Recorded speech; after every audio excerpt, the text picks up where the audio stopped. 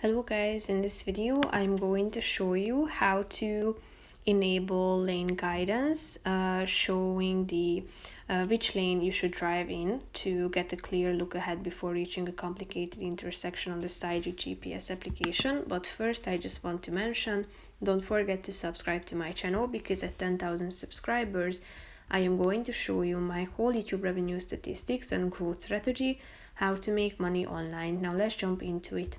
First of all, open the application on your phone. After that, you should tap on this menu icon that you can find in the upper left corner of the screen. Then click on settings. After that, tap on route planning and navigation at the top. Then scroll down, and here you can enable the lane guidance option by tapping on this button on the right side. So here you can see that it shows which lane you should drive in to get a clear look ahead before reaching a complicated intersection, so you can prepare for changing the lanes.